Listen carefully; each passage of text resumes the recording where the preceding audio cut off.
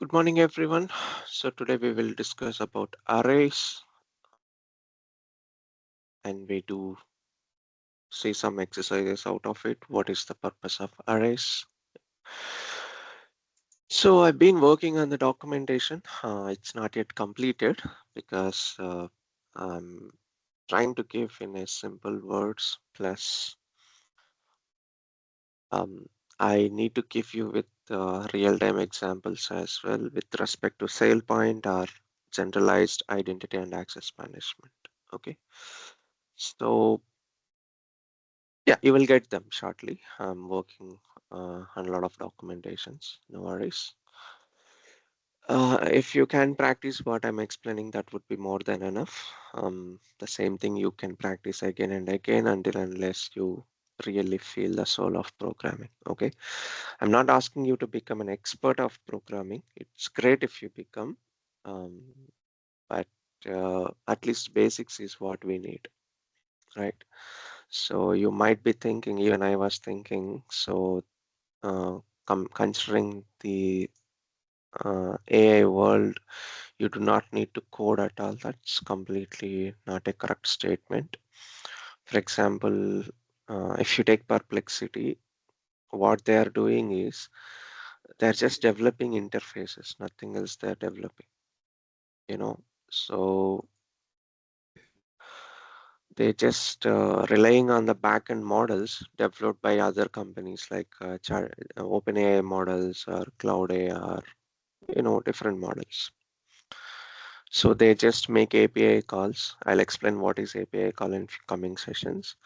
They'll pull the data from you ask the question in the Perplexity chart, right? Or any other tool even if you take OpenAI ChatGPT, you ask a question and it will go to backend the models get the response back to you. That's it. So what Perplexity is doing is they are building a lot of things like finance to create reports or consolidating data. So a lot of things they are building. Everything is programming only. So recently I have seen their job post. They were hiring C++ developers, or including Java as well. So it is completely misleading statements what world is telling that, hey, you do not need coding in this Gen AI world. It's completely not correct. So I'm also using ChatGPT kind of tools. I like ChatGPT though, comparing others. So I'm using it. I don't wanna, scratch my brain to get some syntaxes or to get some logics. So what I do, I ask ChatGPT. But what to ask? You need to know programming, right? Okay, it gave the code. Do you do you think it is completely correct? Whatever the code given by any AI tools, do you think it is correct? It is not correct. I mean, it's not my intention to prove them wrong or sometimes wear it wrong. I don't want to spend time. Bunch of times they have given a wrong code snippets. It doesn't work even, right? And also when you get the requirements, don't think that you get entire code. You get pieces of code, so once you get those pieces of code, you need to integrate with your existing code, or let's say 10 logics you need to build. Don't think that 10 logics you will ask in a single shot you will get everything. Even if you get everything, you need to know other stuff so that you can make use of that code. A lot of things are there. So at least to make use of the AI tools, to do the coding, you need to have the basics. Okay, so the difference it is going to become with AI is earlier, let's say olden days, there were some companies where I was working, there was no internet access even. So I was not able to search in Google, hey, what is this? What is that concept like that? So instead, what I was doing, uh, reading the books, So we used to read the books, check with friends if they have sample code for that. I mean, colleagues in the company. But later, internet was available. to every company. I really doubt if any company is blocking internet access. So you can search in, I mean, we were searching in Google. So Stack Overflow, if you are aware of it, this is highly used. I believe if you go and type anything, Java, arrays, then you definitely get a Stack Overflow. No, here it is not there. In case, not concept, in case if you ask any issue or problem, Stack Overflow is the topmost result you get, So you can see the questions and answers, upvotes, everything. Now, what this ChatGPT kind of models, the LLMs, what they did is they just took the data from this Stack Overflow. They bought data from Stack Overflow. Now, whatever the question you ask, instead of searching here, the GPT tools are generating the code for you. Okay, the way of working is different. Earlier, I used to go through the web, ask a lot of questions, and just now you have seen Google search give you multiple pages. Go through each and every one of them. Sometimes you will find the answer, sometimes you do not find the answer. Okay, even if you find the answer, that might not work even. But the difference now with the AI is you do not need to search that much. You are asking a question, you are asking an expert. It will give you the answer. Only one answer it will give you. And it will work most of the times. There are errors, AI is still making errors, but it takes time for it to become better, right? So that's the difference. Earlier you were searching in Google, instead now you are searching in AI tools. Okay, the time it was taking is very less. Earlier we were taking 1 day to complete the work. Now it will take maybe half a day. That's it. Right? Earlier 10 people were required for that project. Now maybe 5, 8 people they will be. So every person in the world, every Java developer, let's say, or any developer, will get access to this kind of OpenAI ChatGPT tool. They'll get a premium version, the paid version, $20 per month something.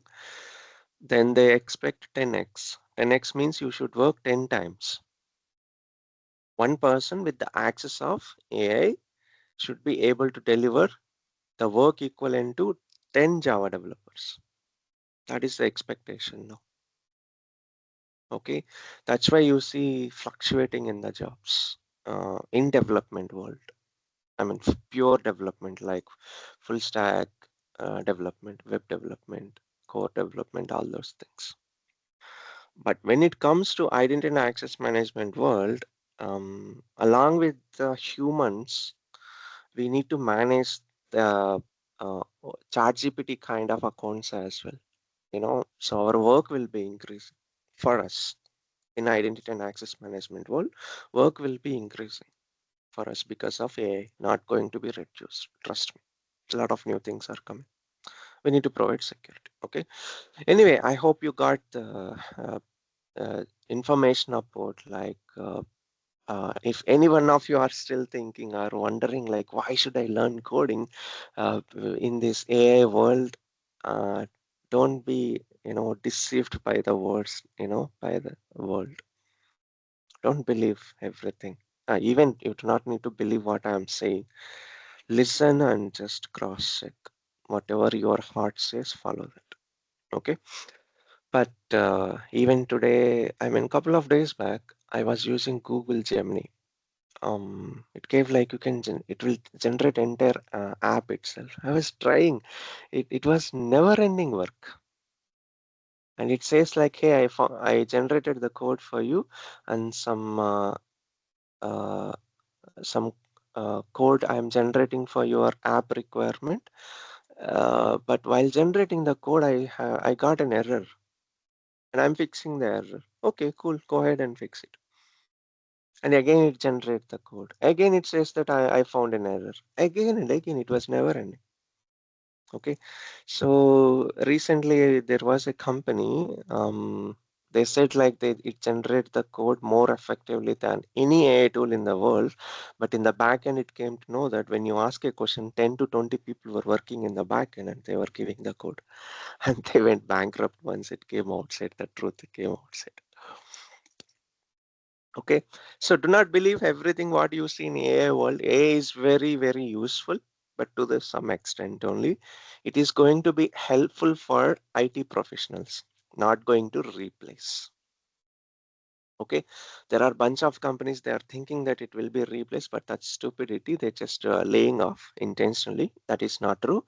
AI is going to be useful, so remember that. If you do not learn the coding, at least basics, and if you do not learn how to use those AI tools, then yeah, you will be behind. You might be replaced. Okay, difference is there. We will discuss all these things in coming sessions with proofs as well. I'll be showing you, no worries. But at the moment, I ask you to focus on learning at least basics. Okay, when someone develop the code or when something gives you the code, at least you should be able to understand, right? That's the reason. All right. No, I'm building the documentation so that it will be easily understandable for you guys. It is taking time for me to build like this, but yes, you will get it. Okay. Um, what is an array? So far, we've been working on so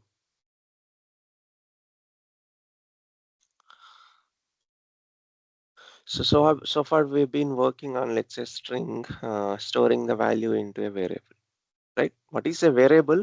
As the name indicates, it varies. Whatever the data you assign to that variable, it is nothing but a memory unit. You are storing the data. Okay.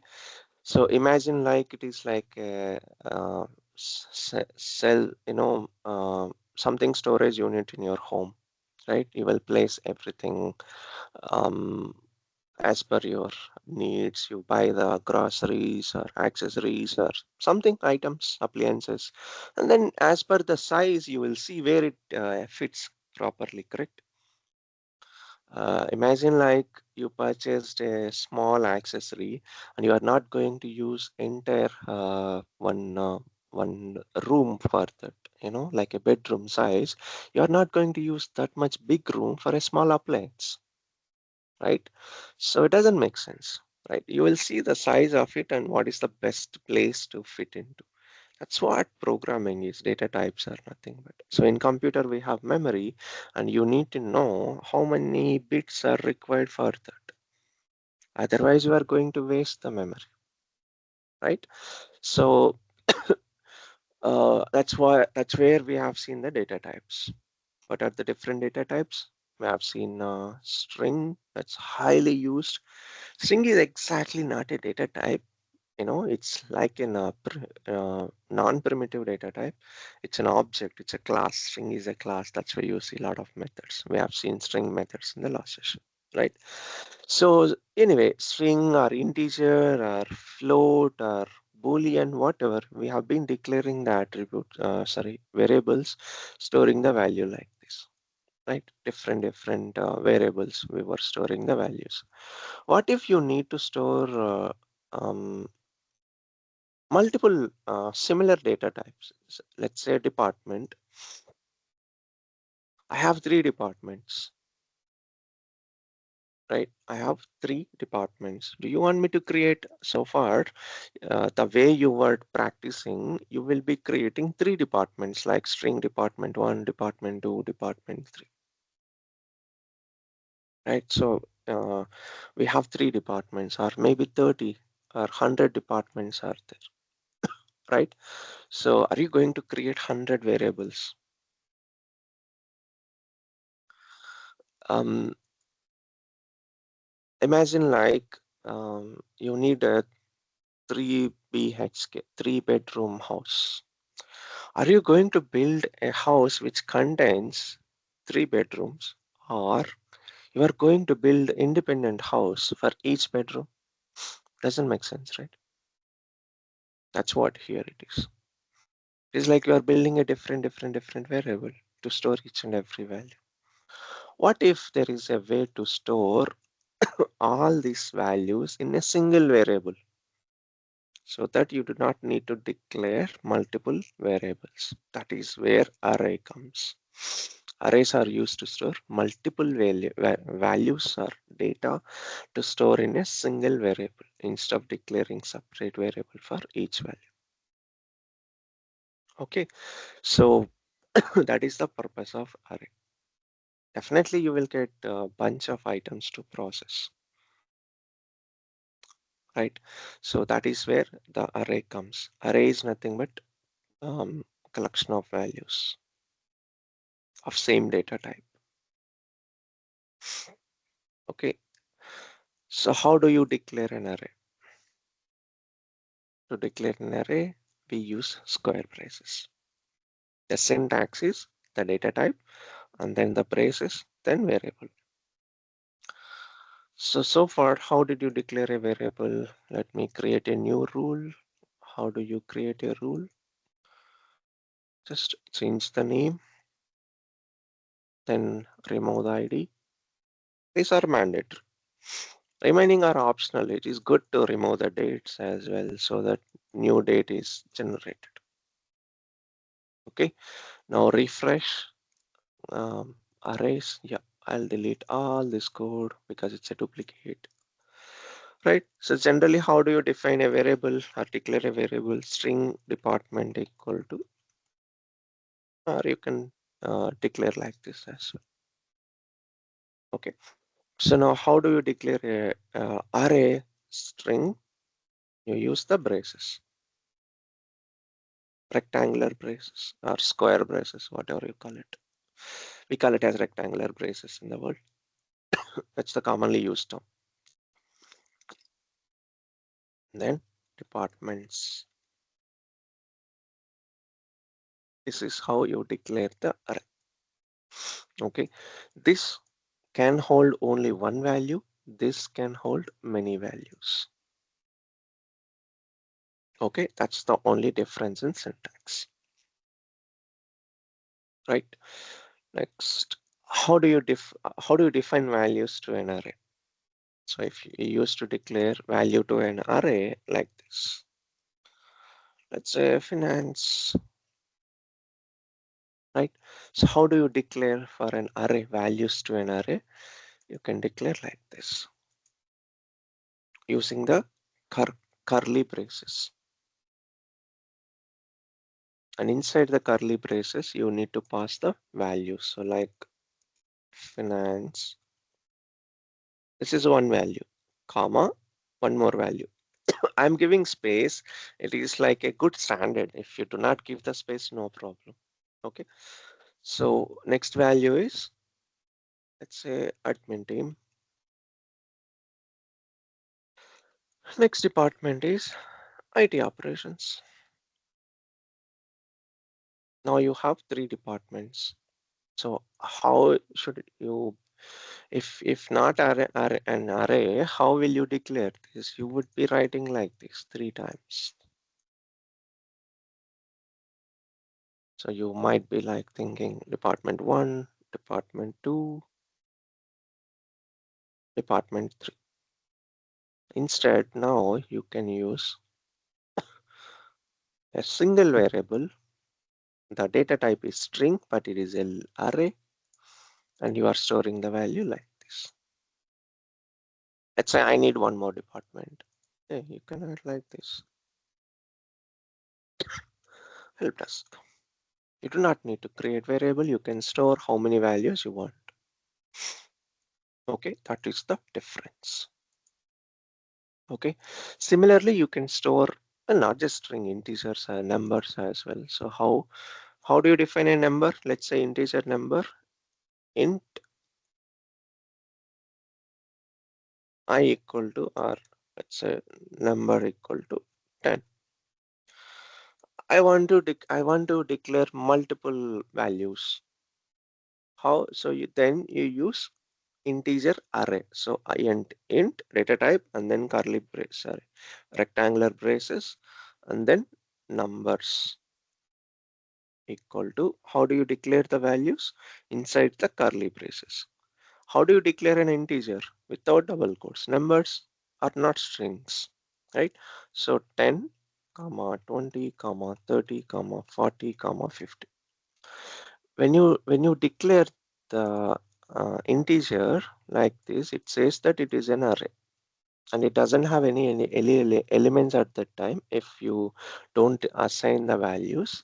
Once you assign the values, it says that, hey, it will tell the computer that once this line of code is executed, hey, it is an integer and I need 4 storage units, 1, 2, 3, 4, 5, and I need you to store these elements in the storage units. First storage unit 10, then 20, then 30, then 40, then 50. Even here, okay. So here it is a fixed data, fixed size, but here it is not fixed size. It depends on number of characters you have, right? Okay. So similarly, you can have whatever the data type of array you need, integer, long, float, double, whatever you want, you can use it. But remember, in IAM world, most of the things are string for us, strings only.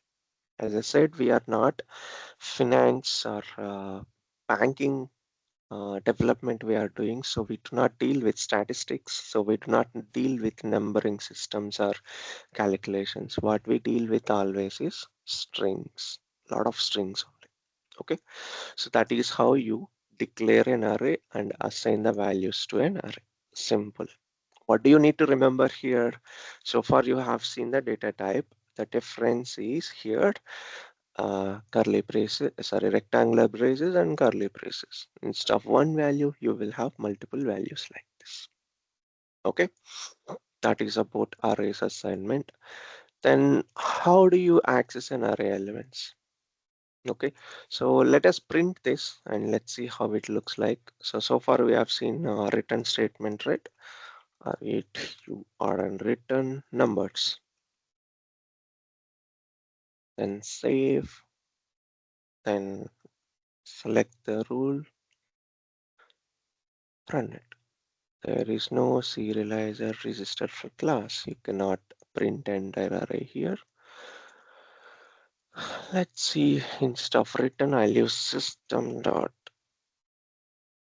out dot println.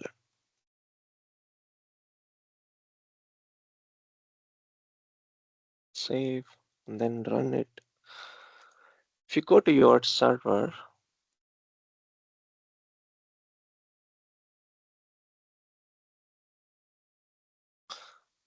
when you start your Tomcat server, the Tomcat server is running here. Here also you can see the output. You see this is the output of the array.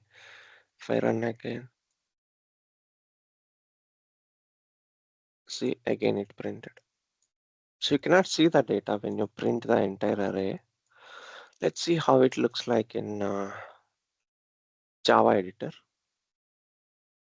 I really like W3 schools. It's very simple, lightweight, less ads even, and also not disturbing ads here. Other sites are disturbing ads, and so I like this.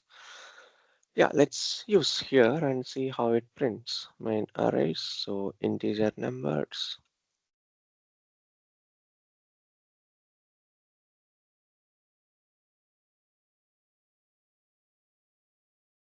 Yeah, see. So what do you need to do now to print the values of an array?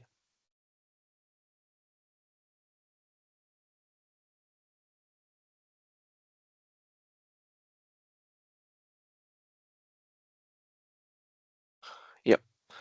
So we need to access the array elements, right? So how do you access those array elements? By indexing. Nothing but like, you need to tell which element you would like to access. Like first one, second one, third one, fourth one, like that. That number we call it as index. Wherever you go, whichever programming language you take, we call it as indexing. So this is an array of departments. The type is string. Then it means that its department stores string elements. Finance, admin, IT operations, like this bunch of elements you can store. right? So now, which element you would like to pick? First one is finance, second one is admin, third one is IT operations. Which one? So you need to remember that the index always starts from zero. It is not about Java, it is not about Python, it is about the computer. Okay, so for memory purpose, the easiest way to access the elements, the first element to access without calculations, always the index is starts from zero. Yes. So with that is how the computer works. That is how the computers are designed. Okay. So remember that. Do not consider that the index starts from one. No, it starts from zero. Okay. Any language you take, even PowerShell, scripting languages, right? Um, a suggestion to you guys, even I'm trying to, but I couldn't so far. Um, if you know basics of computer, in and out of computer, you can build awesome things. I would say, what is the difference between myself and someone, a product developer, or I really like Mark Zuckerberg, you know, a lot of things I love about him. Um, Sometimes I think like, hey, Krishna, you've been learning Java or Python or PowerShell. Um, why can't you develop your own language? That is the question I keep getting. How long you are going to learn some language? When will you be developing your own language? Why I couldn't develop the language is because I do not know the basics of computer. I just learned how to use it, but I don't know much basics. Um, that is where the problem is, the fundamentals. They know, we don't know. I mean, I don't know definitely.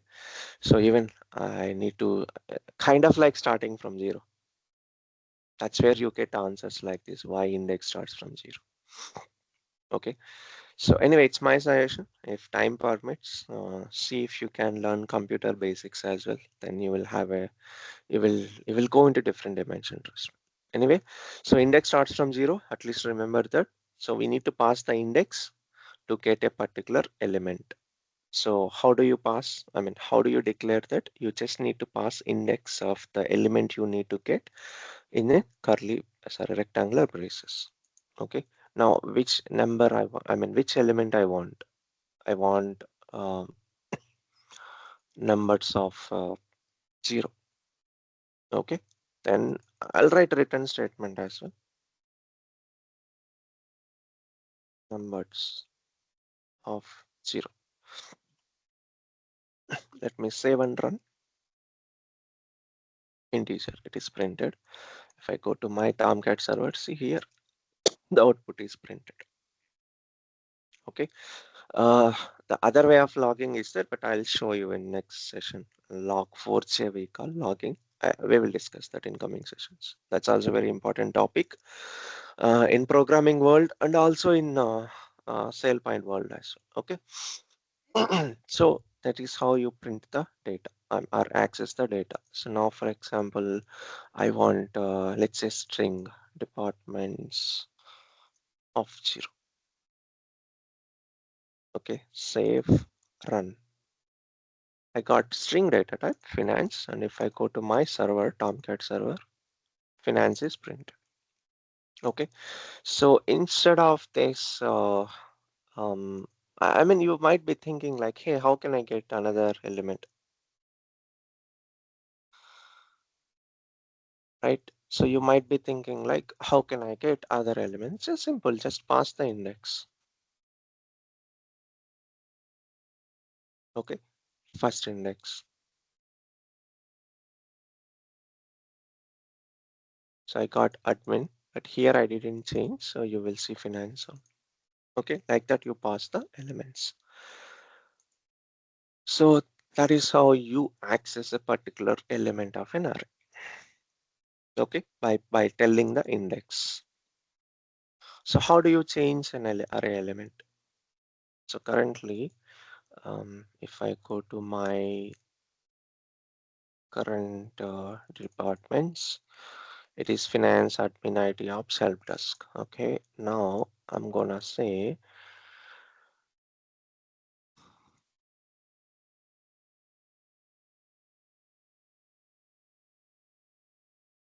departments, which element you would like to change. Let's say instead of help desk, what is the help desk number?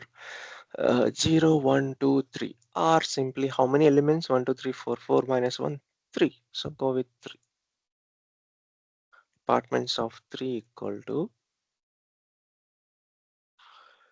let's say, marketing. Okay, now here if I print system.out.println of departments of 3, and now I change it to marketing, and again now I print the department. Okay, now return departments. That's it. Yeah, 3. Save, run. You see marketing, but here you will see the difference. What is this?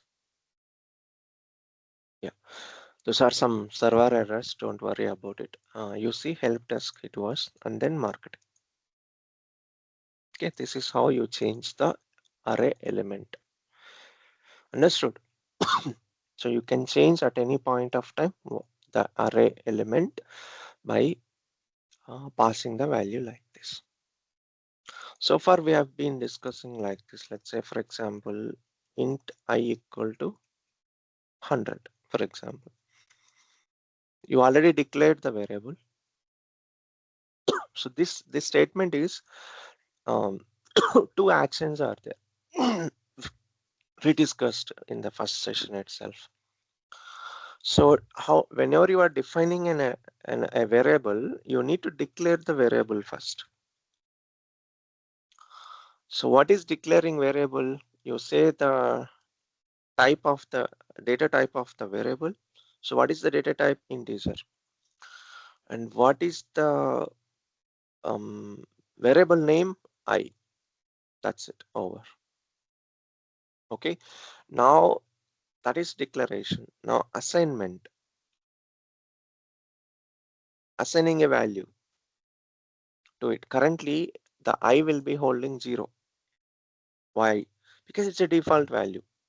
If I say string s1, just leave like this, it means that a string variable is declared.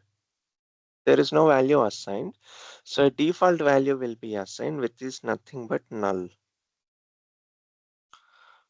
For integer, what is the default value? 0. For Boolean,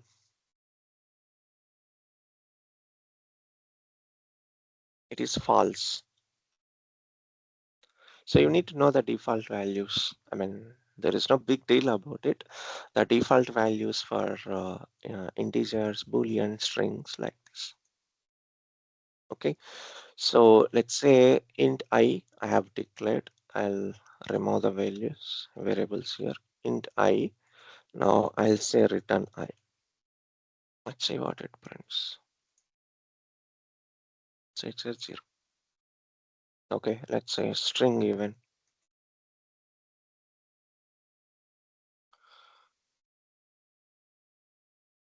Yes, to return S2.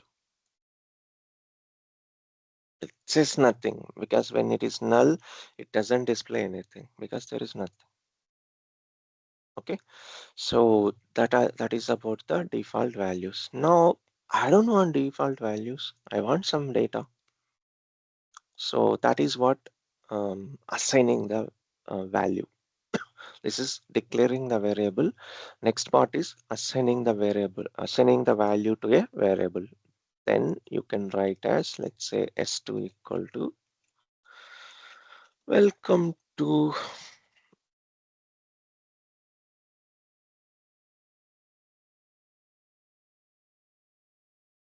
now you get welcome to IM world because you have declare, I mean, assign the value to the string variable. Instead of writing these two statements, you can write it as a single statement. String S2 equal to welcome to something you can write, whatever the string you are looking for. Okay, understood. So two statements merged into single statement. Which is better? Obviously, this one is better. It saves the memory also.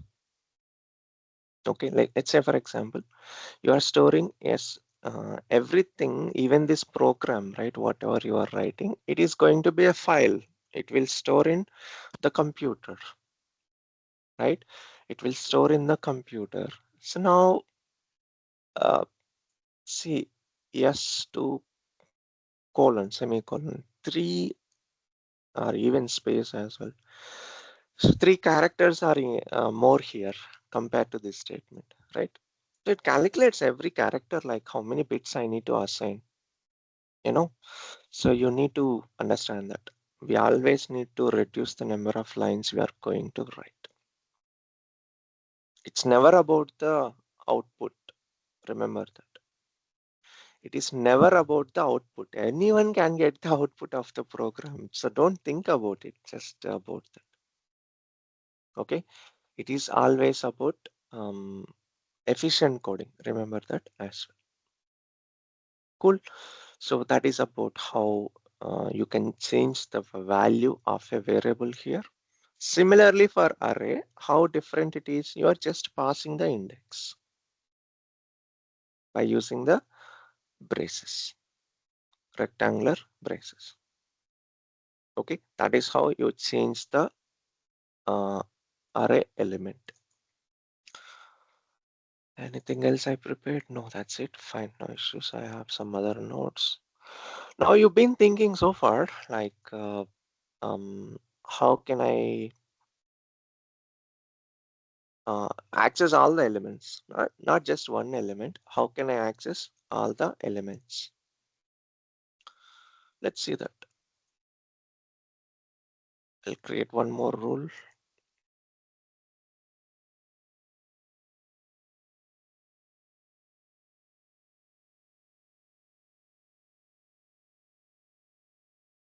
So I have string department array, and I would like to get all the elements of the array, right? So how can I get? Let's say system dot out dot print ln. I want first element. Let's say departments of 0. Hmm. Yeah, I can print like this. So change the indexes 1, 2, 3. Now if I run this program, well, something wrong I did.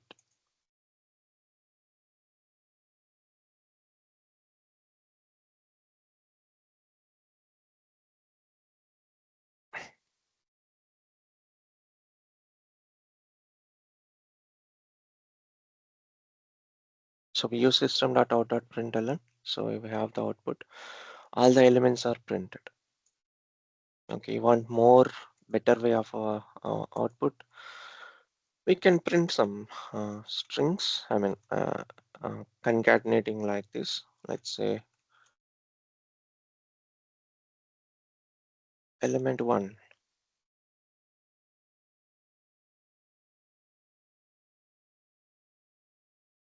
element 2, element 3, element 4.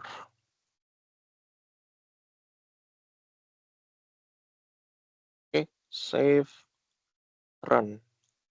If I go to my output, so element 1 finance, so not looking good. See, the output is not properly written. Now again I'll change it to space colon.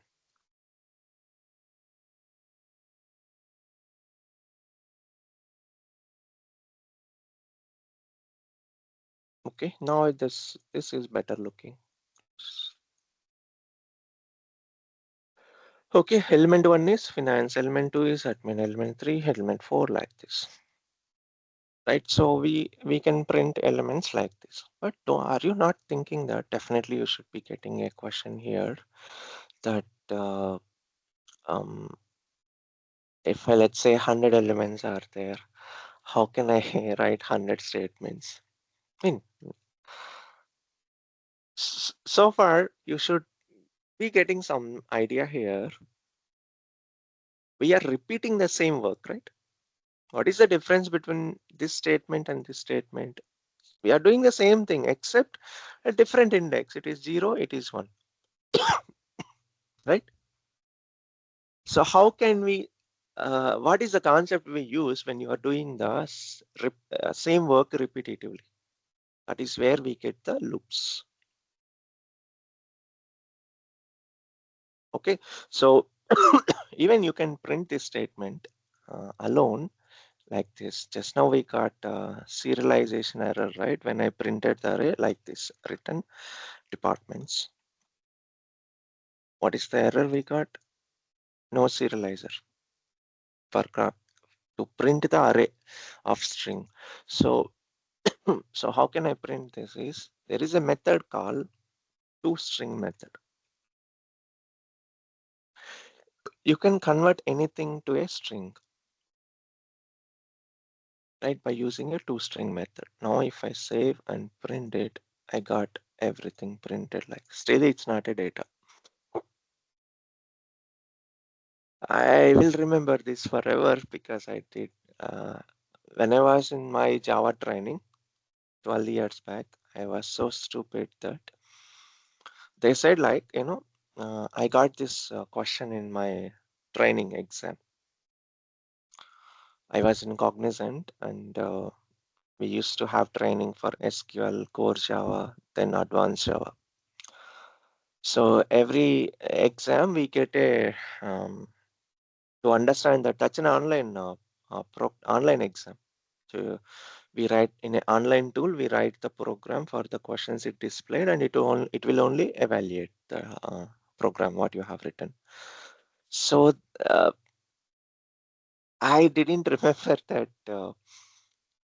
you need to iterate the elements of the array to print it. I do not know why I forgot that at the time. I did lot of things to print the elements of the array, uh, written programming different things for 2 hours. I don't know why I forgot that I need to use um, loop to iterate the elements. Maybe it's fate. Because of that, my life is completely changed. Maybe we'll discuss about that later. But how do you iterate the elements of the array? By using loop. Iteration means, I think looping only, a different meaning. Okay, one by one accessing the elements of an array. Okay, so iteration of array by using, of course, that is the only way, loops. So before going to the loops, you need to know one thing, how to get the length of the array. How many elements are there in this array? How do I know? Simple, return. You need to use property length int L equal to departments dot length. So we have discussed that size we have discussed, right? Let's say for example, string s1 equal to hello. Okay, now how do I get the size of this array? S1 dot size. It should print what? 5. Hmm, size not found. Is also length here. You always confused about length and size. Yeah, we got 5. But when it goes to array, you don't use that. It's not a method. Array is not a object or anything, right? You cannot use that. So for string, it is braces are required. But for array, you do not need braces. You just say length. It is a property of the a string. This is the method of the string. It's a property, it is a method. That is why we use braces. Okay, always method ends with the braces. Remember that. So length of an array is a property. Remember like that. Okay, you didn't remember. That's okay, no problem. You try with this braces. If it won't work, try without the braces. That's it. I hope that is not too much to remember, right? Length of the method. Now I'm going to write return L. Now what is the output I should get? 4. How many? 4 elements are there. I got 4. If you have 100, it will result 100. Okay, so that is about length. How do you get how many elements are there in an array? By using the length property. Now by using this length property, we can use for loop or even while loop to get elements of the array one by one. So what is the syntax? First, define the variable int I equal to 0.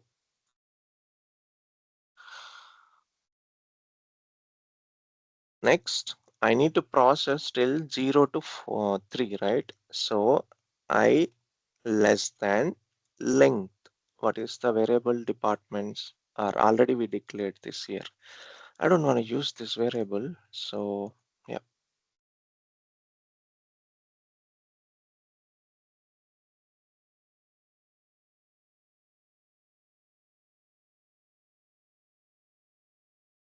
I hope you are following me. All right, length of array. I don't need this line of code, so I'll comment it. How do you comment multi-line comments? Slash star star slash. Okay. Next, bring s1 Hi, equal to Krish. hello. Yeah, hi. I'm Jan. Can you try arrays.toString to get all data at once? Yeah, you can try, but Return return mm, arrays.string, it will come. yeah, If you go for without, yeah, we have already tried that. You don't get that output here in SailPoint. Okay, you can try in Java. Earlier it used to work. I don't remember much, but maybe it won't work. The versions are changed, but anyway, I'll try it for you. maybe I think it will merge in util class, maybe, sir. You don't need library for using toString.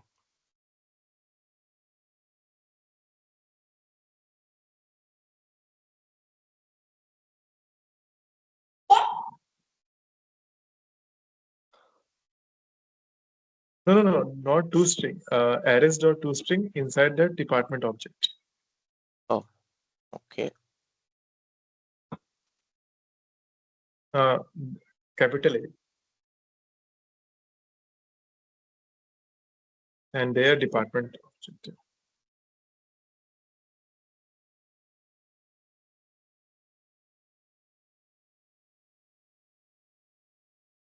Cannot find symbol. Yeah, we can use in a SailPoint. I think maybe some import statement they require, maybe so. Maybe, but I think we are going a bit advanced. We will come to that later point. But anyway, yeah, I can try it here as well. System dot out dot println.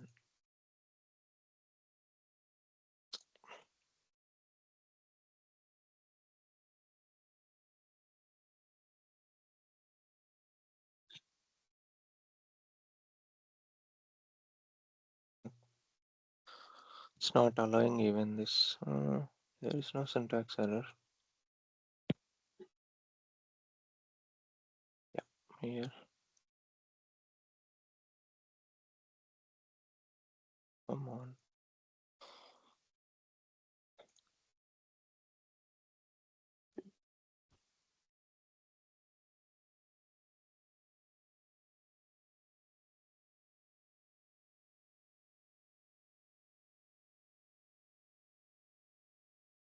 Yeah, that is not aligned. That is No, it printed. printed. Okay. Yeah. Okay. But yeah, hold on. for this arrays class. We'll discuss that bit later, but let us Yes, yes, complete the yes, fundamentals. Yep. yes, yes. Anyway, yeah. Cool. Good. Going as we were discussing about iterating the elements. You Thank you. You guys are observing and telling the line numbers where the syntax error is. Thank you.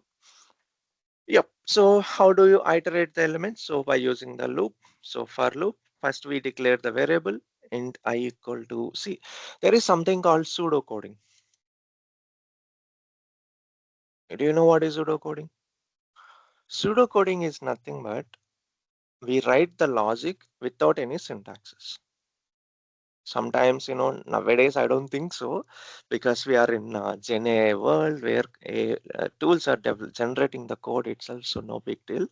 I have not attended interviews as a developer. It's been so long. Maybe 10 years back I attended as a Java developer. So anyway, so at that time, pseudocoding was there. They'll ask you in the interview like, write a program for this logic. It is okay at least if you write pseudocoding. Pseudocoding means no syntax, just write in plain words. So I need you to iterate and print all the elements of an array.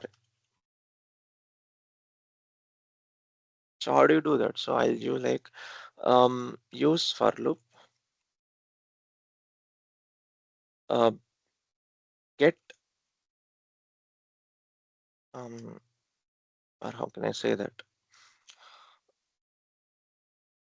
Get the element of the array by passing index. Repeat this until last element of array. That's it. This is the pseudocode for that. At least if you know this, it is easy to write the program. Obviously, no one in the world will think that writing the code directly. Everyone think about the logic. The logic is nothing but pseudocoding.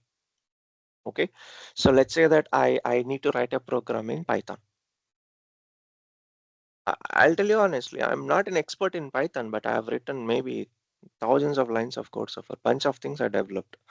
Now, because of AI, I want to be an expert in Python as well. What is an expert? You should be able to write the code without looking at Google, syntaxes, methods, everything. Otherwise, it will be taking a lot of time for you. Okay. So what I do is I write the pseudocode like this. It's not like I write the code, at least I memorize, I iterate this pseudocode, or I just build this logic in my brain, and I'll be looking for in Google, like I'll type in maybe ChatGPT that, hey, for loop in Python, it will give me a sample. I use that. Okay. So what is important for coding is pseudocoding. Or not just even coding, anything you take, any problem you want to solve, or any procedure logics you want to implement, not just coding, anywhere, right?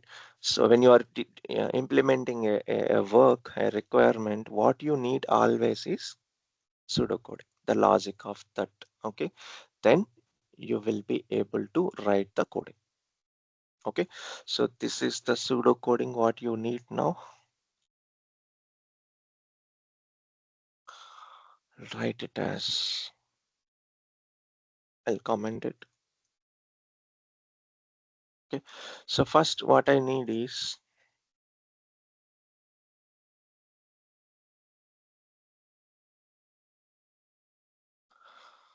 I need to, so you have seen the all the elements, get how to get the elements. So departments of 0, 1, 2, 3. What is the difference here? All statements are same. Only the difference is index is changing. That's it. Okay.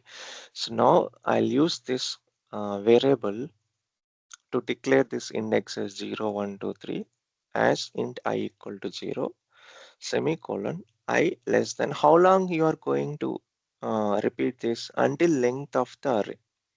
Okay, so departments dot length.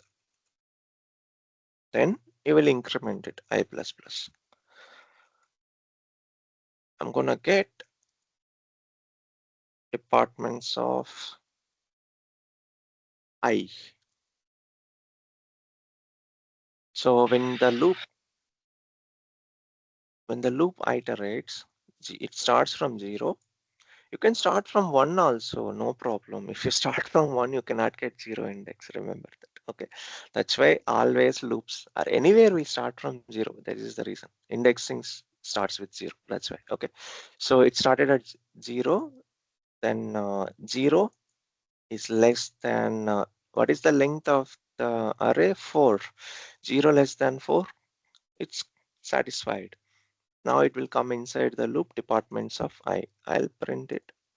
System dot out dot println. Do you have any question?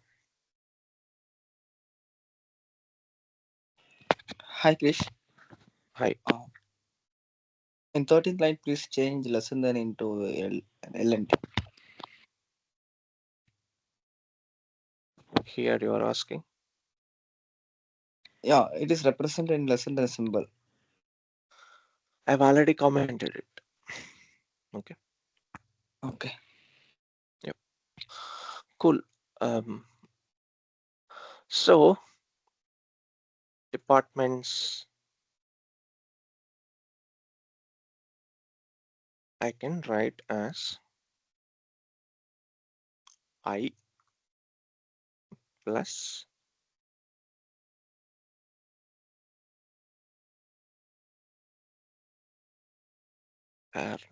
element plus departments of I. I just use some print. It's no big deal. So always the I will be printed here, uh, you know, and then element, just a string I'm printing. Okay. And then how to extract the array element? Departments of I. You are passing I index. So first index is 0. So departments of 0. So it will be printed like if I write this. What is the value for I? 0. Then now space element space double quote, double colons, departments of I. What is the value? 0. So departments of 0 is finance. So it will print finance. Okay. Similarly, if once this first iteration is completed, next increment 0 plus 1, 1. 1 is less than department length. Yes, correct. 1 is less than 4. Next, it will print the first element. Index 1 element, nothing but second element, right? Then it will go for third and then 3 less than 4, correct. It will print last element as well, departments of 3. Next, 4 less than 4. 4 is not less than 4. 4 is less than or equal to, that's correct. If I say equal to, fine. But I didn't say equal to, I said just less than. Right? So now 4 less than department dot length. It's not correct. 4 is not less than 4. It condition is not satisfied. So it will come out of the for loop. Okay, that is how it works. Let's see how it prints. I'll comment these lines as well. It is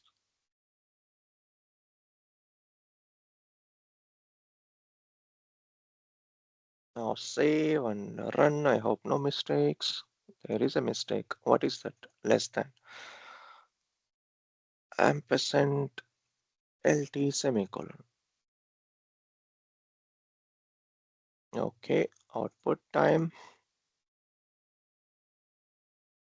0 element, first element, second, third element. Now, some of you might be thinking that, hey, I don't want 0. I don't want 1. I want 1, 2, 3, 4.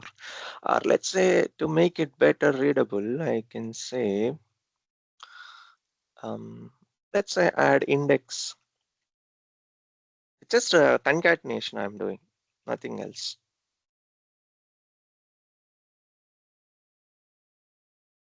Okay, for every variable you need to use. How do you concatenate every variable or every value? Using plus. Okay, so this is the string, so I kept it in double quotes. This is a variable, so you should not write variable in double quotes. If you keep a variable in double quotes, it will say, it will consider the string. It's not a variable. So now if I run it again,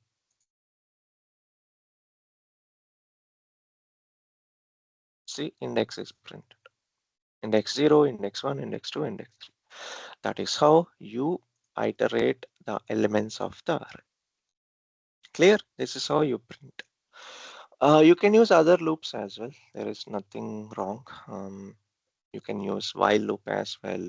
We cannot use do while loop. While is okay. Do while is not okay. Why?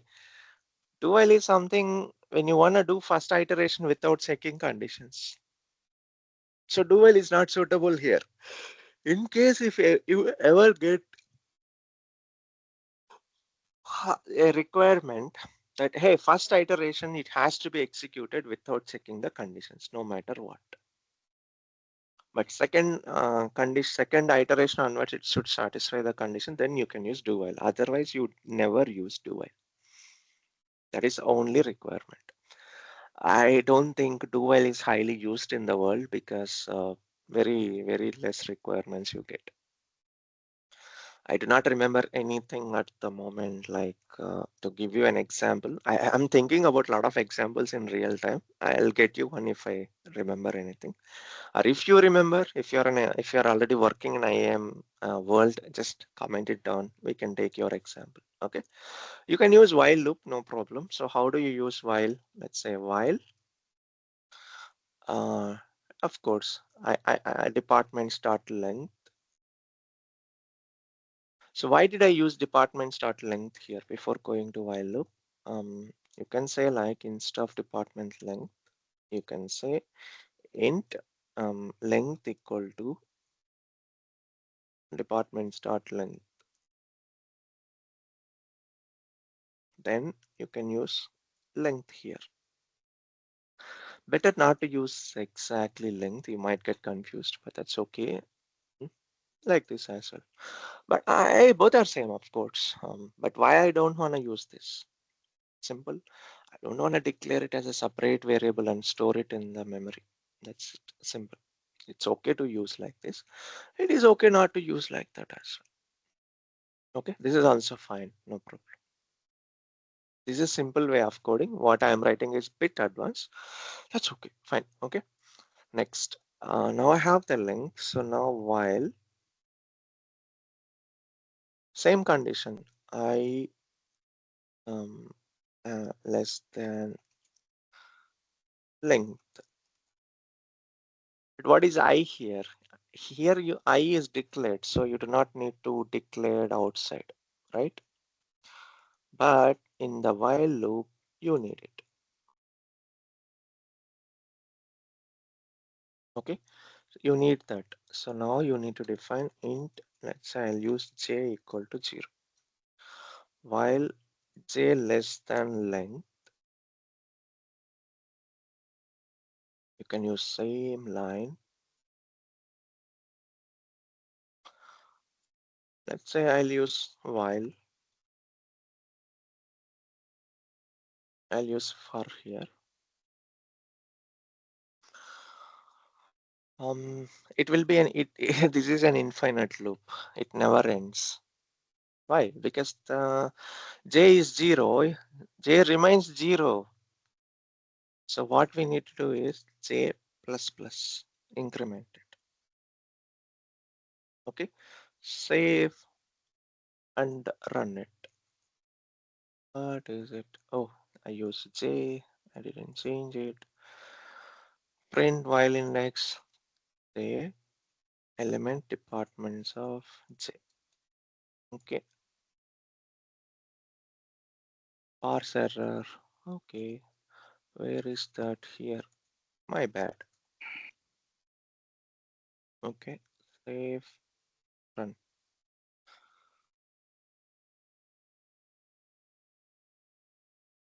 See, for and while. Is there any difference? No difference. Both are same. Okay. Don't think that I can write the code without errors as well.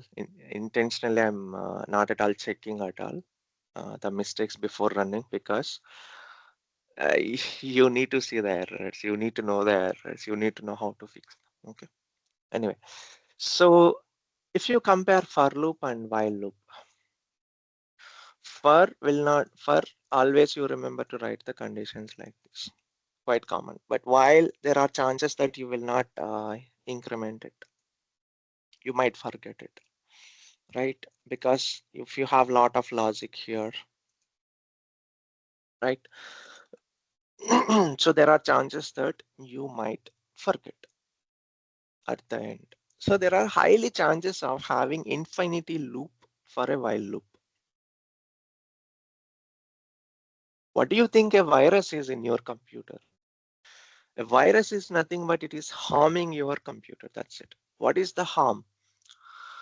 That harm can be anything. Stealing your data. That's a virus. Your computer will not be performing at all. Your computer will be keep on hanging status.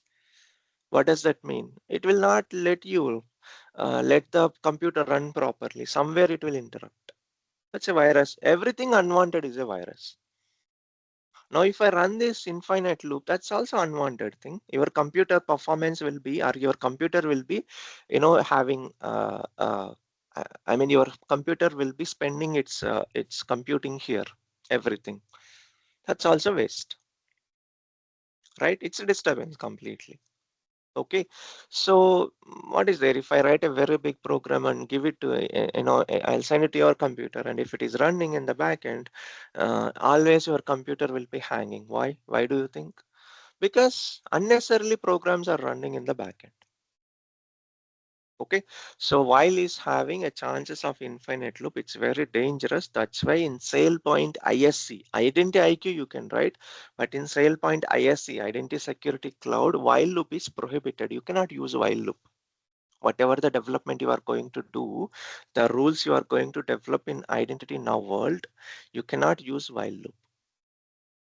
It is prohibited. You cannot use. The reason is the chances of it getting into infinite loop. That's it. Okay. But anyway, it's both are same, but number of lines are more here compared to for loop and while loop. Extra is these two lines. One, the condition goes into while already. The initialization of the indexing is here. The counter is here. So one statement is into three statements here. Okay. So both are same, but all right, so that is how you access the elements of the array. Sometimes you will be thinking like, I'll comment it.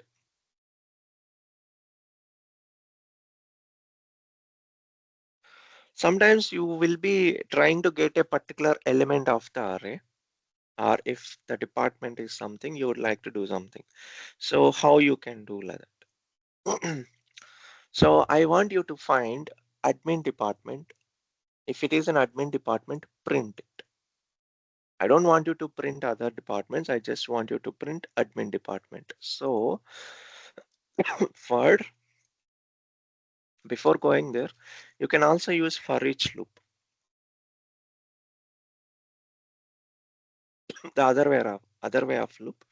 So for just say string department colon the departments array.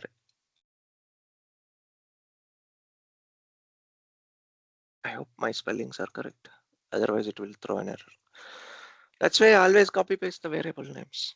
Okay. So now there is no increment, there is no condition. It just iterate for each element in the array. Okay. So now I'm gonna say system.out.println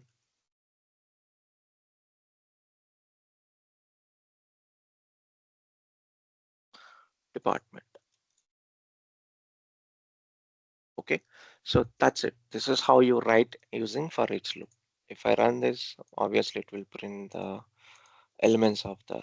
Okay, so what is the difference between or maybe hold on for for a minute. You will understand which one is the best. Now I want you to find out if the department is admin, stop it. Do not go next. How do you write that? For int k equal to 0, k less than a length I can use percentile length, then k plus plus.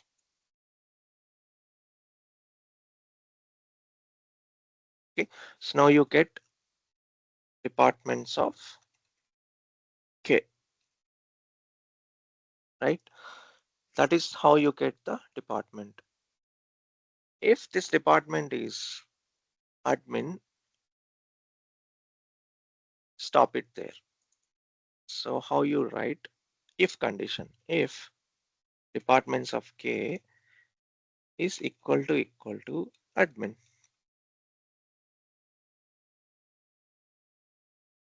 If yes, then how do you stop the programming in Java?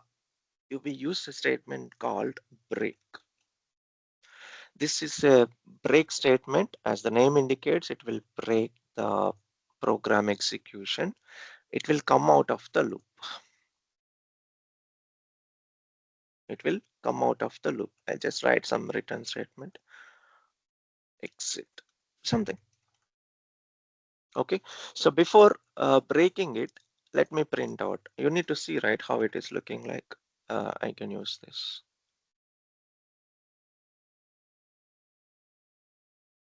Okay.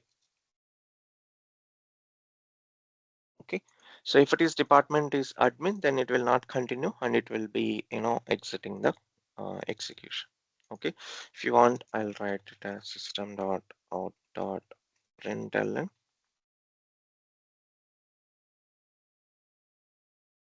outside loop.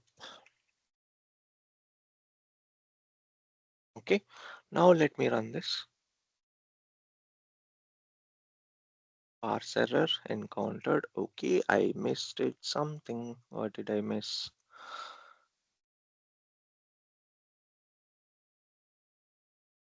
After break, Semicolon 64 I 64. lines. missed. Semicolon. Thank you. Save, run. Okay, it exited, and if I go to the output, so what it say?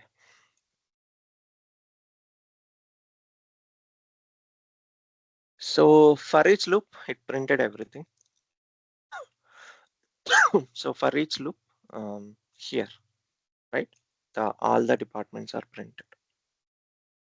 Next, K for index 0 element, finance is printed, admin is printed, and then outside loop. It didn't continue for IT ops and help desk. It did break it. The loop execution is broken and then came outside of the loop. Okay, so you might be thinking that Krishna said return statement. What does the return does? It print the value and exit the program or exit the rule execution. Don't use that here. I'm not telling that exit the code completely or rule completely. I'm asking you to exit the loop. How can you stop execution of the loop only? Okay, so that is where we use break statement. This break is used in every language for same purpose. PowerShell is break only, Python also break only, JavaScript I think, yeah, same statements. Okay. Next, continue statement is there, similar to break. So break means if department is admin, stop it. Similarly, there is a other kind of similar or close requirement is if department is admin, don't do anything. I mean here, so if department is admin, you can write some logic as well, right? It's not like you are just breaking it. You can also write some logic. Let's say something here. Hey, this user is admin department. Grant some access. Someone was wondering like are so eager to implement this Java concepts in SailPoint. So yeah, wait, but spoiler alert here, something. This is how we write the code. So this is an admin department and you grant some access. So how to grant that SailPoint coding? We will go to that next level, second level. First level is Java, second level is SailPoint. So here we write SailPoint code. That also looks like this. So no big deal. Okay. So I hope you understood now why I'm checking the condition, like is it department is admin or not. If it is admin, do this. Similarly, there will be some more, like instead of break statement, here we will write as if department equal to IT operations, give different IT operations access. Right, so like that we will write. In case if it is, I never used it in my entire career, maybe once or twice even for practice, the continue statement. Okay, I'll save this. I'll create one more. I don't want to comment, keep commenting.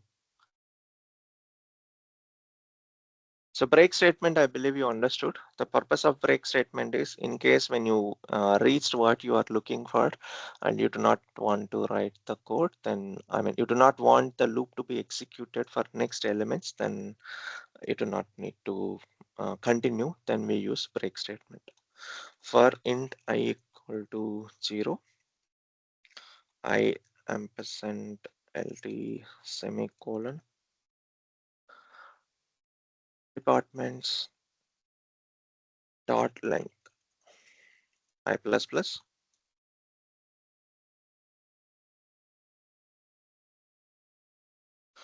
Okay, if departments of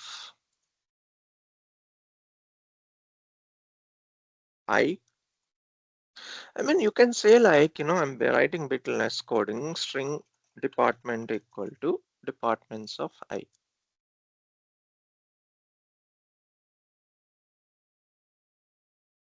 Okay, now you can use department equal to even. This is also fine. Department equal to, let's say, IT ops. Then you can use a break statement. So I've seen some codes, in my career, starting off the career. So they have two lists, two Excel files, Excel file 1 and Excel file 2. So they used core Java, to read the data from one file to another file. So what it is nothing but, so here Excel file 1, it contains employee ID. Excel file 2 contains employee ID, comma, email, comma, display name, like that. So this Excel file 1 contains, let's say, 10 records. Excel file 2 contains, let's say, all records, all the employee records. Now what they wanted is they wanted to get Excel file for these 10 records. They wanted to get all these attributes or columns. So what they did, first they got all this data into an array and then this data into another array. And then they were checking whether this, so they take first elements of this array and then iterate all the elements of this Excel file data. I'll show you with this example in next session. You need to practice more arrays, then only you can understand that. Okay. Again, I'm repeating, programming is not about reading. Programming is not about listening. Programming is about practicing. Otherwise, you don't get it. Okay. Until unless you practice it, you are not going to get anything. Right. So I don't want you to keep looking at my screen or keep learning from the sessions. No, that's not the way you learn. You practice it. Okay. So I need you to be okay with the arrays. Then only I can go for this. Then at least you understand, and then you can recreate the same example. Okay. So what they were doing is getting each element, one first element, and then checking all the elements. Second element checking all, third element checking all, but they were not getting proper output, and also their program was very, very slow, taking a lot of time because they missed to use the break statement. Okay, so it was like, so now if I have department ID equal to ops. The If I do not use the break statement, it will continue for next elements as well, right? So if the record from the Excel file 1 have a matching from Excel file 2, right? Once it is matched, you need to break it. You do not need to continue the loop. So that's the mistake they did. I mean, I was also a fresher at the time, like 1.5 year experience. So don't think like people will be doing this mistake. So I was reading the code and I found out that break is not used. Now today, if someone come and ask me, Krishna, this is how it is running, like I'll directly ask, like, hey, did you use break statement? Because over the years of experience, I learned what are the possibilities behind each and every error. It can be a programming, it can be SailPoint, doesn't matter. So if you come up with some error even in SailPoint, I might tell what are the possibilities you have done, where it went wrong. Because that's what experience, right? You will also gain it. Okay. Anyway, going back, so do not forget to use the break statement when you need to stop the loops. Okay. Similarly, we have continue statement. Continue is nothing but I do not know why they used it. If I'm the developer of the Java, I mean, if I develop Java, I would use skip. That gives more meaning than continue. Okay. So what does the skip does? Let me show you. Why should I tell you what it does? You see the output, then you understand. Even in SailPoint, I don't read everything, the SailPoint programming. I print it and I understand it, and then I write the logics. Department colon DEPT. So what it does, um,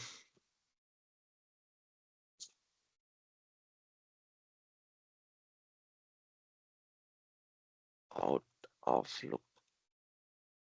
Okay, so done. So now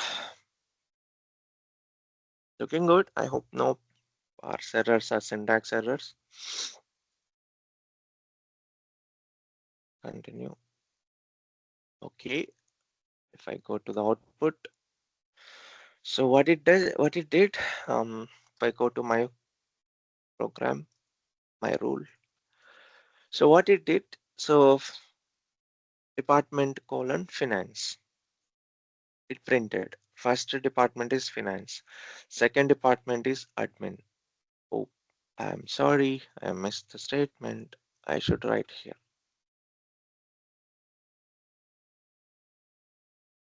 It didn't do anything, actually. It printed all the departments, right? Finance, admin, IT, ops, help desk. So in case if I write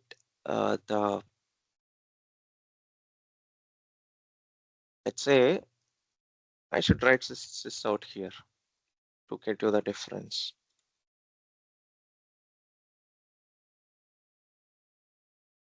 Or outside even. I think this is better. I'll remove this line and I'll keep it here. Okay, now you definitely see the difference. Save. Can I clear this?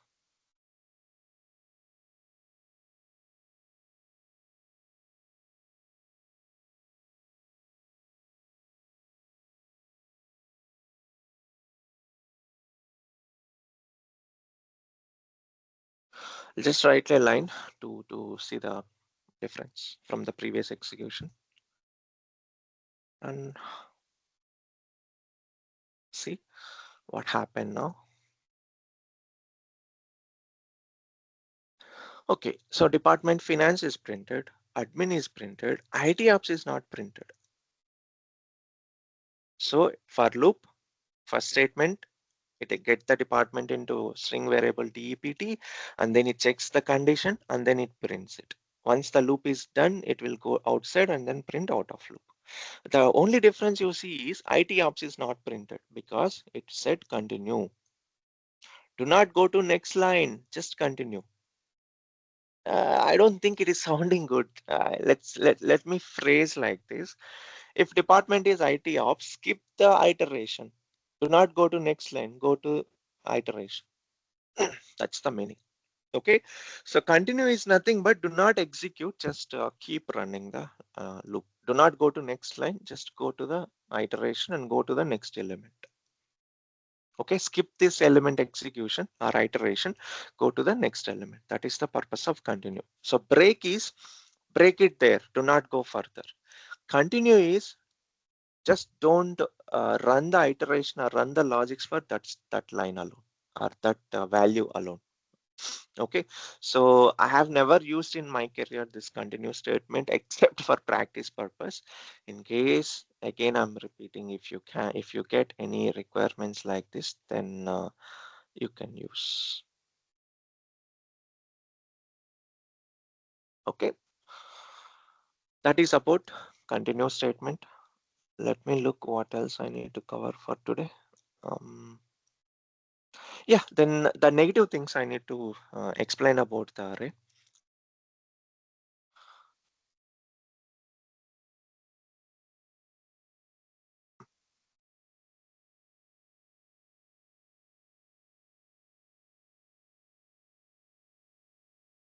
So let's see the negative scenarios of the array quickly, and then we can wrap it for today.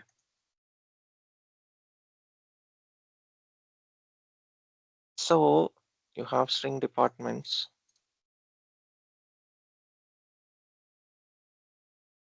Are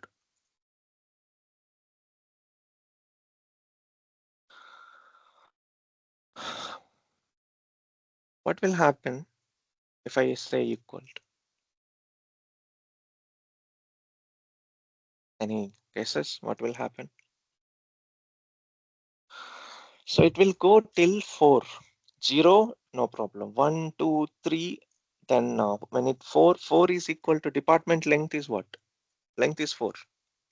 So 4 is equal to less than or equal to 4 satisfies. Now it will try to extract departments of 4. What it will give you? It will give you array index bound exception.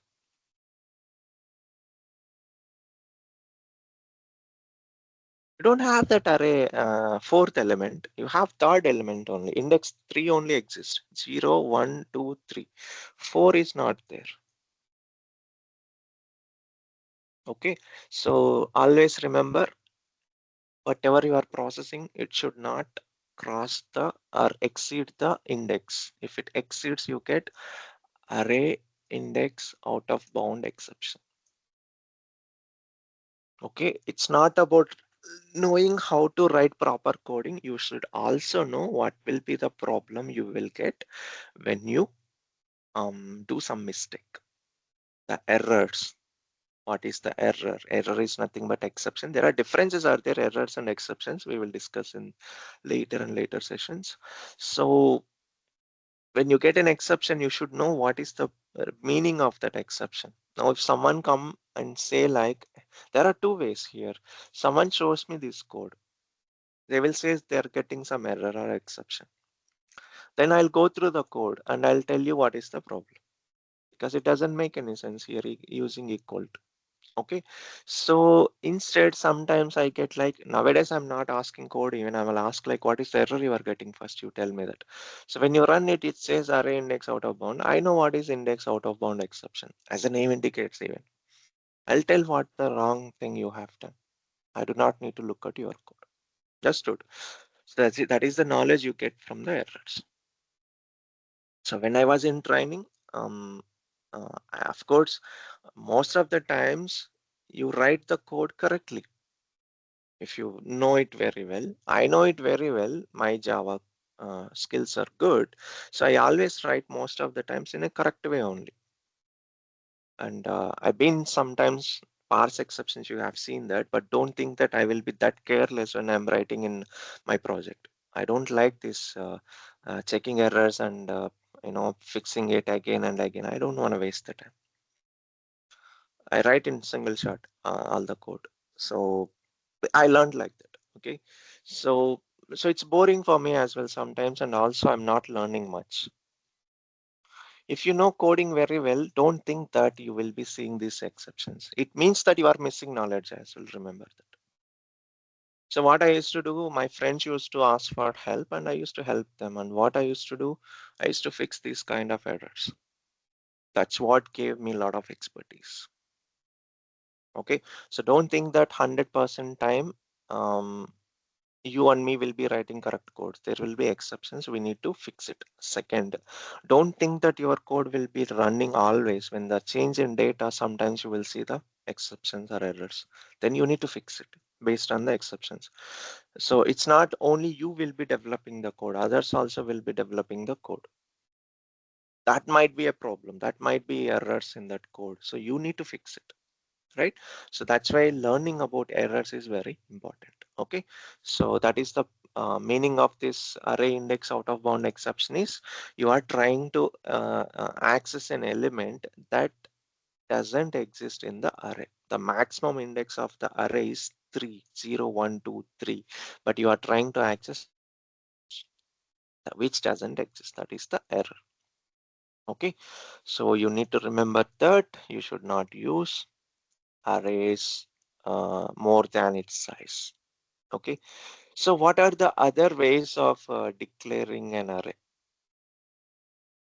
Okay, so you can declare like that as well. Arrays.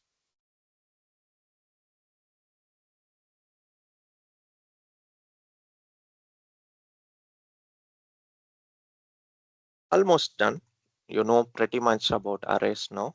A little more things, then we are done.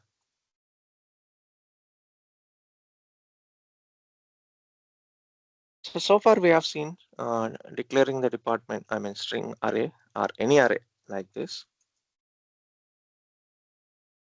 What are the other ways? So now you can declare using um, departments as like this as well. New string of 4 by using new operator. The new we use a lot when we creating objects. Okay, you will understand that more when we learn about object oriented programming structure. Everything in the world is object. Everything in the world is an object. So object oriented programming structure, also called as so C language is C, C++, even Python. Python was not object oriented earlier, you know. So these all are sequential coding. It's not sequential, or what is that? Procedural? What is the word?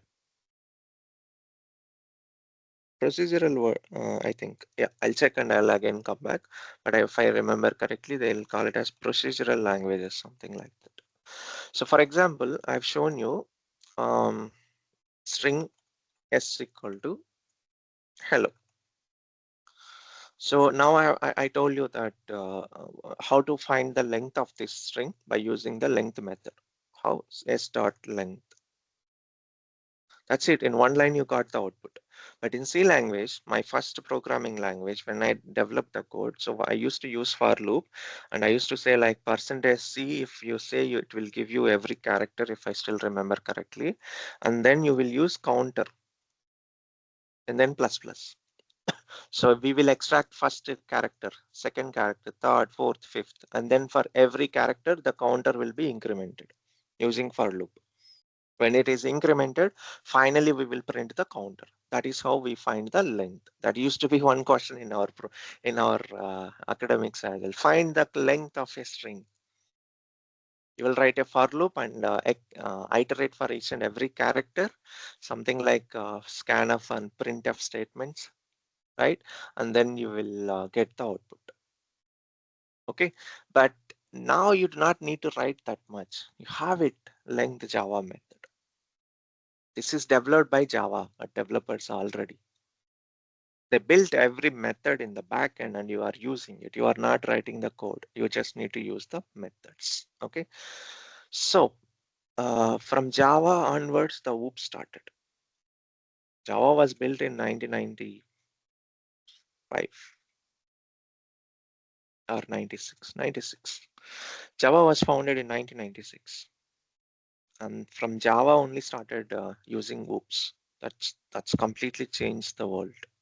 Okay, so we will learn about OOPs. That's a bit heavy topic. That's why I'm waiting for it. Once you gain some knowledge, so in the OOPs only you will see the new keyword. Everywhere to create an instance of object, we will create a new uh, keyword. Okay, that's why you see different color here. Okay, all the keywords will always have colors. So now when you declare like this, what does that mean? It means that we have created a department array of the data type string, and it holds 4 elements, but there is no data. Okay, you are telling that an empty array, but 4 elements it will have. And then you can declare like this, departments equal to, now you can declare the variables. Department 1, I mean the values, sorry. Department 2, department 3, department 4. What will happen if you declare one more? It will say error. Okay, now let's say return departments. It will not give the output, but that's okay. Let's see. It says parse error. Come on, Krishna, don't waste the time.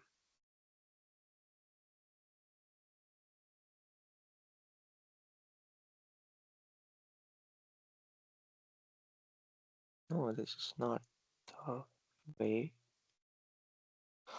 Oh, sorry. Cannot declare all the values like this. You need to declare like this.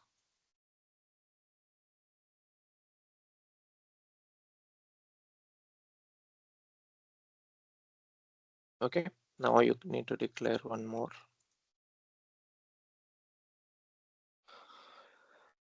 Right. No serializer, but that's okay. How many maximum you can declare? 4. The size is Index fixed. value not changed, Krishna. Sorry. Okay. Thank you. So the size is fixed here. What will happen if I add, let's say, P3, P4, 0, 1, 2, 3. Okay. You want to print the department? Let's say string for string DAPT colon departments.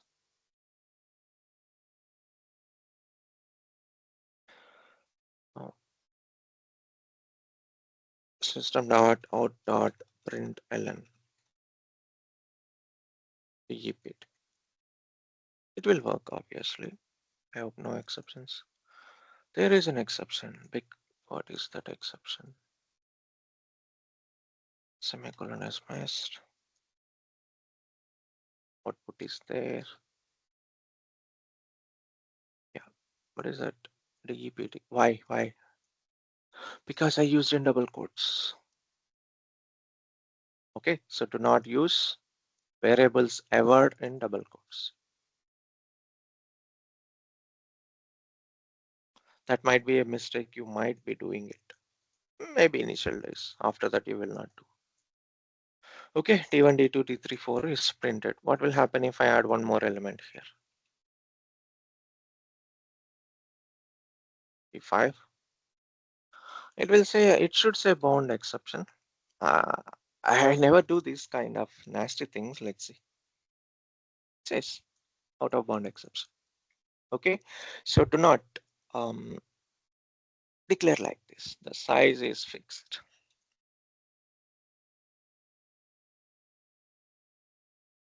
Okay. So if you don't wanna fix the size, then do not define like this. Just define earlier I have shown you, right? String departments equal to the values. Okay, or if you want to declare using new keyword, you can declare like this as well. String cars equal to new string, and then you can pass the values. The size is not fixed here. Okay, when you pass the values, you cannot specify the size. When you do not pass the values, then you need to specify the size. That is the difference. Okay, so however, you can declare like that. If you know the elements already, the same thing it can be declared like this as well, without using new keyword as well. Both are same. Okay, so now what is the difference you get is nothing. You don't get any benefit out of it. Okay, both are same. So here the difference is, you know the elements already what to be added in the array. It's like a static value. You do not need to calculate anything even. Okay, then it is good to declare like this when you know the values already. When you do not know the values, let's say you are calculating or generating value, you are extracting from identities, then you need to set the values to the array. Then this is better, because you do not know the values yet. At the time of declaring an array, you do not know the values. You just know that how many elements of the array, 4, 5, 10, like that. Okay, so if you do not know the exactly the size, then yeah, you might increase it like 10, 20, 30. You cannot increase later, but when you are declaring an array, you need to declare like this. Okay, so if you know the values, you declare like that. If you do not know the values, then you declare like this, keeping the size. You have to keep the size and then assigning the values like this. Maybe some logics you will build. Okay, that is the difference. If you know the values, if you do not know the values. Okay, so that is about array. There is something else. Arrays as a string, that class. Just now we have shown this, right? Arrays as a class. This is little bit advanced. To print entire arrays, or some methods are there. I will show you that in next session. Not now, but just be comfortable with the arrays. What is an array? How to declare an array, how to define an array by passing the values, how to assign the values, how to change the values, how to access the values, break statement, continue statement, the new keyword, the loops, by using for loop, by using while loop, by using for each loop. Okay, so that is about array. I just need to tell you two more points, then I'll close it for today's session. Let me last one. Turner.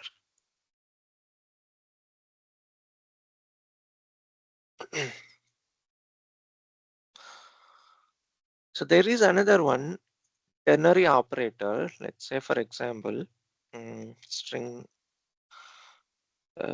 s1 equal to UR measure. I don't know. These are the stupid examples always we get when we are learning. You are a kid. Instead of using measure, I would say like you are an adult. Okay.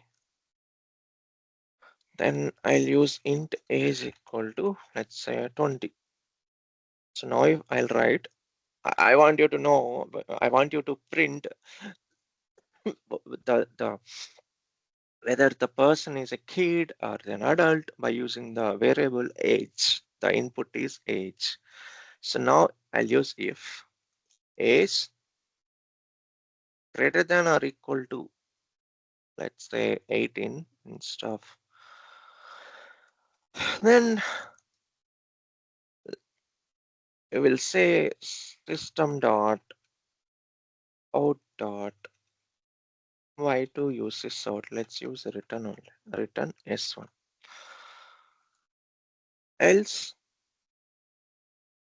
return s2. This is what you write, right? Always. Save and run. We have already discussed about it last session. The if else if blocks and ladders. If else ladder or chain. You are an adult. Okay, it is working. What if there is a way you do not need to use if else conditions even? This is one way. which you know already, which we discussed already. There is another way like return, or let's say string s out equal to, first you define the condition. What is that condition? Age greater than or equal to 18. Question mark. If it is satisfied, then S1, else S2. Now return out. Both are same. You're an adult. Okay. This is called ternary operator. You do not need to write if else conditions. Instead of writing it as out, you can write here itself a return statement. But it's okay. Right? This is what ternary operator is. Ternary operator. Mostly I don't see much people using it because this is advanced, little bit more advanced or better way of coding. Instead of using if else conditions, we use ternary operator. See how many lines? 1, 2, 3, 4, 5 lines you need to write the code, but you can write in single line. So what is the syntax? Ternary operator syntax. So first condition, then so if I define in this braces are called triangle braces, okay, or angle, so triangle braces, so or angle braces, it means that it is mandatory. Okay, in case if anywhere you see like this in rectangular braces, it means it's optional. Okay, but hold on for that. Maybe in future you will come to know some examples. Anyway, condition, then success, then okay, sorry, question mark you need to use. So you are asking the question, is the condition success? If it is success, then it will execute success scenario. If not, then it will exit failure one, execute failure one. That is the syntax. Okay, condition colon success variable or success scenario, and then failure scenario. You can add some more, even let's say failure. If it is a failure, again you can have one more next condition here. I mean ternary operator. You can write like this. Again condition, or let's, I don't want to complicate it. The same thing you can write as, if you have more conditions, success, then if it is failure, then again here you will go for condition colon, again success and fail. You can write a number of things like this. For success also, if you want to write some condition, again ternary operator. Here also it's never ending, you can write. But do not complicate it. If you need to write more conditions, then if else is a good way. If it is simple conditions, if you want to save the number of lines of code and make it simple, then we use ternary operator. That's it. Okay. Again, I'm repeating, this is not a, I mean, it's all about how many people know this, see, the world is, a lot of times I see, I cannot conclude, I am not generalizing, but most of the places where I have seen, they stop with the basics only. They will not go to next level. The next level is where actually efficient way of coding. Okay, so if you have this condition, this is not efficient, this is efficient. Okay, so use accordingly. As I told you, the programming in Java is nothing but methods. All are methods. What is the difference between C language or C++ language with respect to the Java is, C++, you have to write every logic. Java or Python or .NET even, you don't write every logic. We use methods. Already code is written, you need to use that. Now the point is, you need to remember it. When to use which method, what is the best method. It's all like weapons, astras. You need to know it. Okay. So like, for example, if you take Mahabharata, Arjuna doesn't need to fight. He just take an arrow and use some astras and then done, enough. Java is like that. You do not need to write entire logic. You do not need to fight. You can just use some method. You will get it. Okay, so remember knowing the method, syntax of those methods, and which method is best or which way is best, that makes you a better programmer. Okay, last thing before closing for today. So we have seen about arrays declaration. The two things you should observe. If not, then now you observe it. So far we discussed about arrays. The string array we declare departments of what are integer numbers, 10, 20, 30, 40 we declared. The two things is the size of an array is fixed. Size of an array is fixed. So imagine that is the first problem. Don't think like always you will have departments like this in a fixed size. No. Okay, sometimes it's dynamic. Not all the times the data is fixed. Who says that you will have only 4 departments? There might be 100 departments even, or 1000 departments even. Who knows? Now, in case if you say, let's say 100, for safe side, you say like, Krishna said like, uh, you might have more than 4 departments, so I will use 10. Okay, now you came to know that it's more than 10. Now again you made 20, 30, 100, or maybe you added 1000. Do you think 1000 is enough? How can you guarantee that? You cannot change the, once it is declared, you cannot change the size. That's it, over. Second thing, how do you know that maximum 1000 only will be there? You don't know that until unless you get the, or you extract all the values, you do not know that. Third, let's say that there are only 100 departments total, but you declared 1000 over caution. You wanted to be safer side, so you did think over and you added a big number, 1000. Now, if you say, so the 1000 is like, the chunks and chunks of 1000 memory units are allocated for this variable. And let's say 100 departments, right? 100 departments, 900 chunks of memory are empty and it will not be used for anything else. Understood? The 900 units are useless. Imagine like you booked a restaurant or a hotel, I mean, you booked a hotel. The hotel has 100 suite rooms. Sorry, suite rooms. 100 suites are there. But you only got 10 guests. Remaining 90, what will happen to 90? You felt like 100 guests you will get, so you booked 100 suites, luxury business suites. Only 50 people came.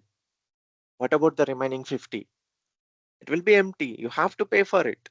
There is no other choice. Computer also same, memory is also same.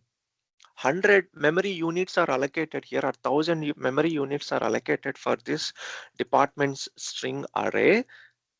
You stored only 100. Remaining 900 are useless. The memory is useless. That is what efficient programming is. When you clear your computer, when you restart your computer, it works fine. What do you think it happens in the backend? It clears everything like these things. Whichever is consuming your memory, those things will be cleared. What do you think Apple or anyone is giving better hardware? What do you think they are giving the patches? What do you think they are doing? Making it better and better. Okay, memory is one of the biggest concerns of the performance. Okay, next. So far you have seen I have been storing only string values on same data type values. You cannot store integer here because it's only string data type. Even if you store integer, it will throw an exception. Okay, you wanna see it? It's what will happen now? It will throw an exception. Which one did I change? Declaration, right? Yeah, main hyphen arrays hyphen declaration. Says store exception, illegal argument exception. You cannot use this integer number type mismatch, array element type mismatch. You can use only strings. Okay, so the two problems are size. The size is fixed. Second problem is same data type only you can use. That is where the need of collections will come. We have three type of collections: list, set, map. We use this array list. List has multiple lists in this. Example is array list, tree set or hash set. Some are there.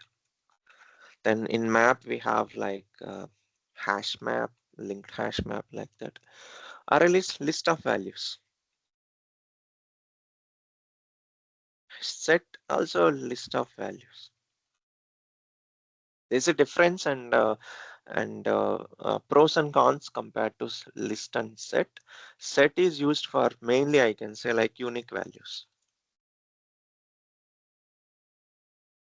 Here, array list you can have duplicate values as. If you wanna use only for uniqueness, we use set.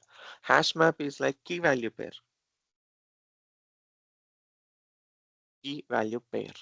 When you wanna define key value pair, we use map. So this is what collections framework. It's very big, but I'm not going to teach you everything. I will teach you what you need exactly for SailPoint. Okay. So this is what collections we discuss about next week, in and out of collections. But if you do not understand arrays, it's difficult to, I don't say difficult. It is very easy, I would say like that. The way I'm explaining, I don't think anything will be difficult. I believe so. A lot of people told me as well. Thanks for that.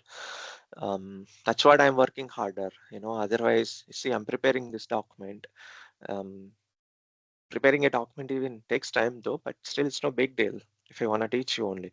But if I want to teach you in such a way that anyone can understand programming, that's where the difficulty is. So I think a lot for that. That's why my work takes time. Even when I'm creating documents, I take more time because of this reason only. If I just want to copy paste from Google or just use the same thing, there is no big deal. I can complete it quickly. But the challenge is everyone has to understand. That is why. Okay. Anyway, I'll teach you about collections next week. Even if you do not know about arrays, no big deal. You will be able to understand. But I recommend you to learn about arrays so that it will be very easy to understand. Okay. So with this, I'm stopping the session here. Thank you for joining. If you have any questions, feel free to ask.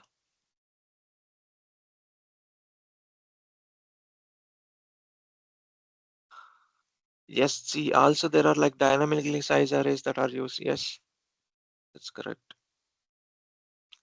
Do we learn multi-dimensional arrays too? Yes, I'll show you next session. Multi-dimensional as well. Sandeep, why in if condition? What is this? You mean to say double equal to, not equals method, Sandeep? Yeah, uh, Krish, actually, I saw when you wrote down the line, the condition in if. So, seems not sure I saw wrongly or something. So, like yeah, I also attached the screenshot as well. It looks like department dash dash IT ops. So, if condition always have like true false, right? So, dash dash actually, can you just open that file? Uh, Main array, I guess. The file name was main arrays. Nope, hold on, checking.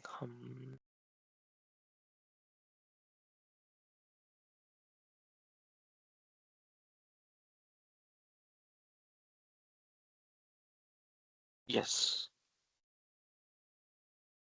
Yeah. Uh, yeah, this actually. So what is the question here? Yeah, so my question is like it should equal or it should dash. It's not dash dash, it's double equal. Okay. I'm not sure. Might be due to the team sets looks me or dash dash. That's why I took a No, screenshot it's and I not dash thought like, dash. why? Maybe if you are looking into your computer, the screen size may be the problem. Might be the resolution of the screen is showing me wrongly. That's why I thought like it should. It's Okay, equally, got it. yeah. Okay. Yeah, I'm looking into big screen, so maybe that's it. But yes, I understand the Okay. font is Anyway, very I'm good small. now. Cool. Correct. That was the reason. Even I was just double checking. Yeah. Uh, like, okay. Anyway, thank you. Yeah, no problem. That's what I hate about SailPoint editor is debug editor. Even not this editor, even when you're working in SailPoint product, I hate it if, especially my computer is good. I use 15.6, 16.2, but the office computers are very small, 14 inches they'll give. It's very difficult to work in SailPoint and maybe other tools as well. So I always use big screens. It's very good to use. So yeah, sometimes, it gave me some problems by not able to figuring it out what exactly is there, because of small fonts and everything. I really wish that they would have given a better way, but anyway, no issues. To practice Java, maybe next session I'll show you other editors, Visual Studio Code, VS Code. There are better ways you can do. Anyway, fine.